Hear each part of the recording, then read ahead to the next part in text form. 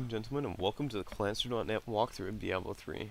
My name is Exal, and we are looking at Nightmare Mode of Act 1, the final boss, the Butcher. For this walkthrough, we are using the Witch Doctor, but without any pets to show it is actually possible to play the Witch Doctor without pets, because I know there's been some talk on YouTube and on Reddit and some other things that you can't actually play the Witch Doctor without pets. So, I mean, it took us a lot of tries on Nightmare Mode, but it's possible, just throwing it out there, so. For all you that want to play without pets, this is pretty much how you should do it. It's not really suggested because it's a total pain and it's really freaking hard and it takes a long time, but it's possible. So what's different about the Butcher in Nightmare Mode instead of normal mode? Well, the Butcher does a lot more damage, the same with everything else in Nightmare Mode, has a lot more health, but he also moves faster and has a ton more range on all his attacks. So even though it looks like you dodge his animation, you still get hit by it, because somehow he's like a frigging god of range and everything like that. So just be ready to dodge by whatever his attacks show by like 30 yards, and dodge that way. His main attacks are Grappling Hook, like what just happened there. So if you ever, in the event you ever get grappled like what happened there, don't run straight back, because you'll run directly into his incoming mallet attack that comes after, and that takes out like 50% of your HP. If you run directly to the left or the right, you actually can dodge that attack that happens after, so do that right after you if that happens. He also does that 30-degree yard, it's like a spear kind of thing that just happened right there. It's pretty undodgeable most of the time, but if you see it coming somehow, or you're up close to him, it's easier to dodge it. And also he does the a fire breathing attack, and he usually follows that one up with a charge after. So he usually does it actually in that order. So try to dodge his attacks directly like that.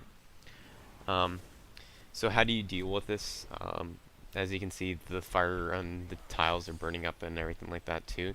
You gotta kind of kite him around, directly around those tiles, and try to find the best route all the time.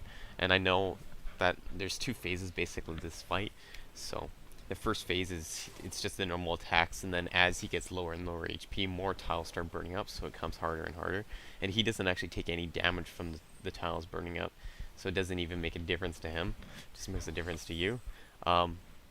Just try your best not to run through them. You'll take a lot of damage that way.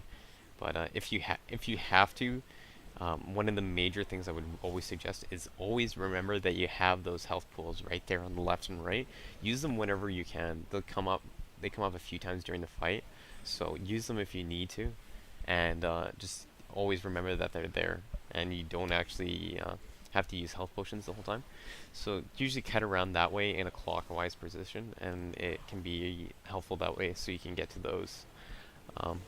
But besides that, it's pretty simple and very easy, like the normal mode fight.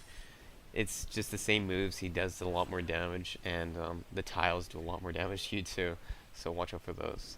But as I said, try to do a clockwise rotation around it, just like a normal normal clock. So try to get to those, and then use the make sure you're using the health all the time, the health pots on the side.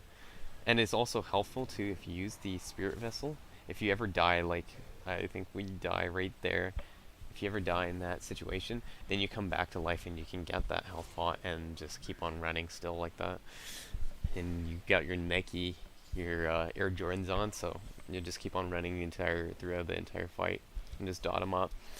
But if you have the pets out there, it becomes a lot easier, because he'll just sit there and attack the pets, and you can just sit there and DPS from the back. Just showing it's possible again. But the main thing I suggest for this whole fight is just remember that there's those health potions there, and just kite around in a clockwise position. And it's pretty simple and easy, and I'm sure you guys will kill it in no time for sure. As you can see, he's almost pretty much dead there. But just let your dots tick on him if you're gonna do it that way, and just use the health potions whenever you need it. So thank you very much for checking out this walkthrough, and be sure to subscribe and check us out at Clansternet, where we are in the midst of actually doing a beta registration. So if you want to come and sign up for that, that'd be awesome. So thanks very much, and see you later.